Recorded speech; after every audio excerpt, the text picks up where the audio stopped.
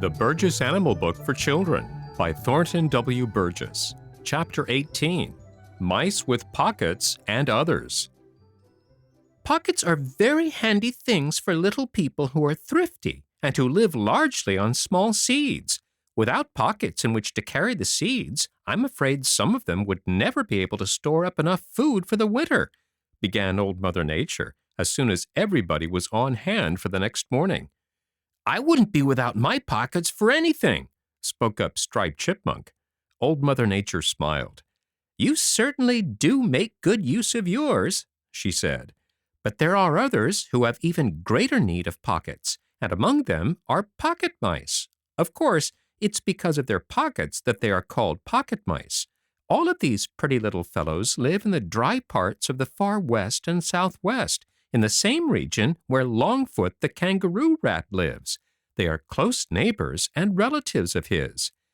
Midget the silky pocket mouse is one of the smallest animals in all the great world, so small that Whitefoot the wood mouse is a giant compared with him. He weighs less than an ounce and is a dear little fellow. His back and sides are yellow, and beneath he is white. He has quite long hind legs and a long tail, and these show at once that he is a jumper. In each cheek is a pocket opening from the outside, and these pockets are lined with hair. He's called Silky Pocket Mouse because of the fineness and softness of his coat. He has some larger cousins, one of them being a little bigger than Nibbler the house mouse. Neighbors and close relatives are the spiny pocket mice. Do they have spines like Prickly Porky? Demanded Peter Rabbit. Old Mother Nature laughed. I don't wonder you ask, said she. I think it is a foolish name myself, for they haven't any spines at all. Their fur isn't as fine as that of Midget, and it has all through it long coarse hairs almost like bristles, and from these they get their name. The smallest of the spiny pocket mice is about the size of Nibbler the house mouse, and the largest is twice as big. They are more slender than their silky cousins, and their tails are longer in proportion to their size and have little tufts of hair at the ends. Of course, they have pockets in their cheeks. In habits, all the pocket mice are much alike. They make burrows in the ground, often throwing up a little mound with several entrances which lead to a central passageway connecting with the bedroom and storerooms. By day, the entrances are closed with earth from inside, for the mice are active only at night. Sometimes the burrows are hidden under bushes. Sometimes they are right out in the open. Living as they do in a hot, dry country, the pocket mice have learned to get along without drinking water. Their food consists mainly of a variety of small seeds. Another mouse of the West looks almost enough like Whitefoot to be a member of his branch of the family.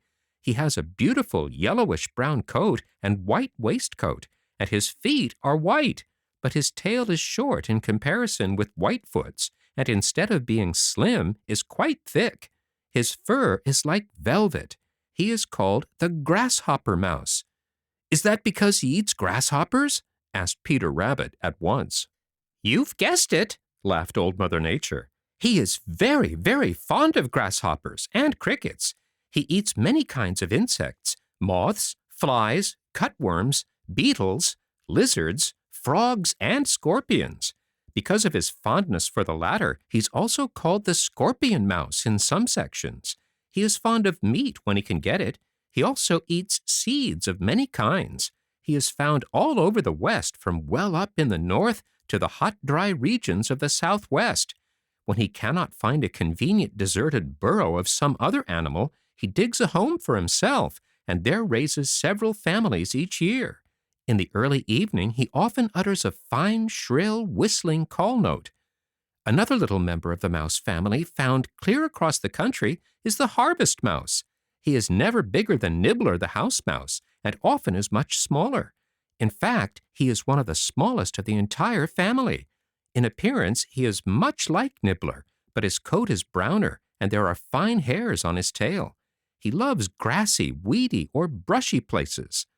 As a rule, he does little harm to man, for his food is chiefly seeds of weeds, small wild fruits, and parts of wild plants of no value to man.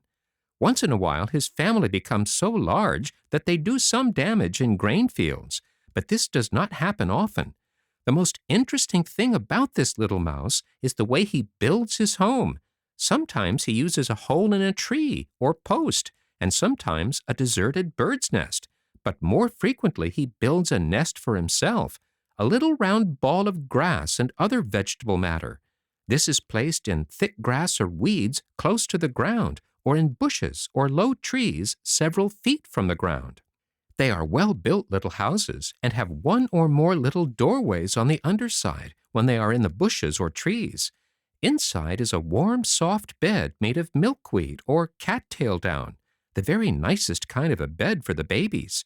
No one has a neater home than the harvest mouse. He is quite as much at home in bushes and low trees as Happy Jack Squirrel is in bigger trees. His long tail comes in very handy then, for he often wraps it around a twig to make his footing more secure.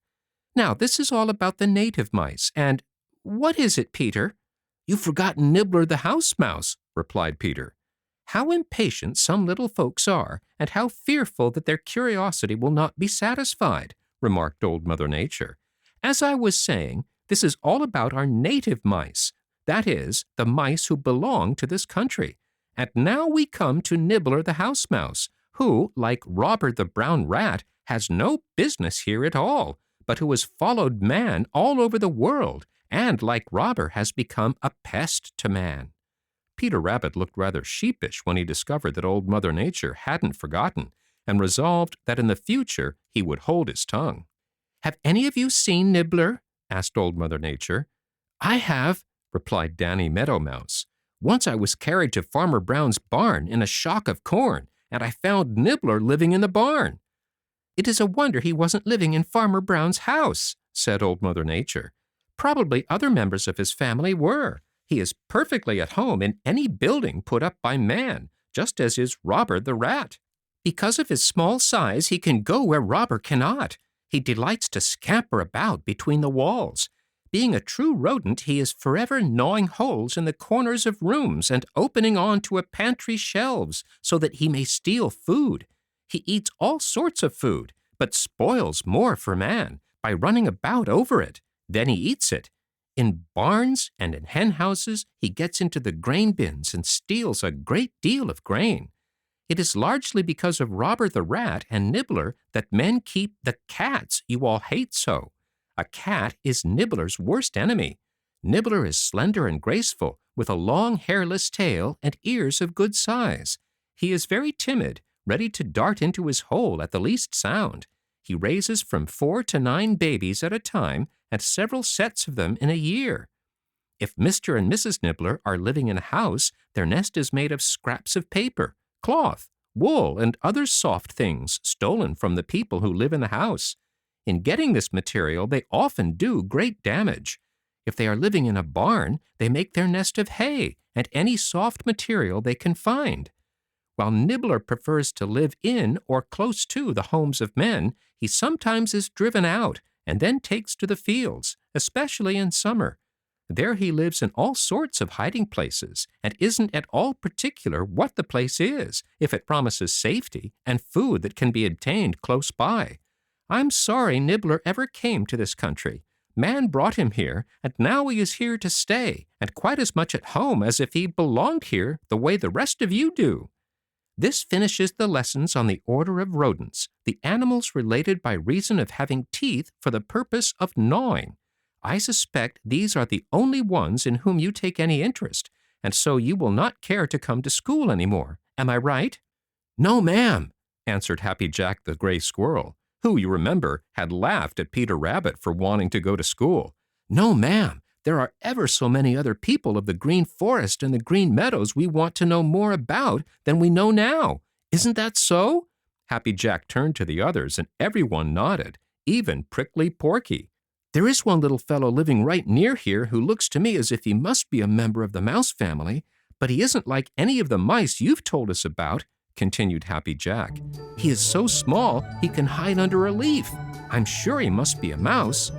"You mean Teeny Weeny the Shrew," replied Old Mother Nature, smiling at Happy Jack. "He isn't a mouse. He isn't even a rodent." I'll try to have him here tomorrow morning, and we will see what we can find out about him and his relatives.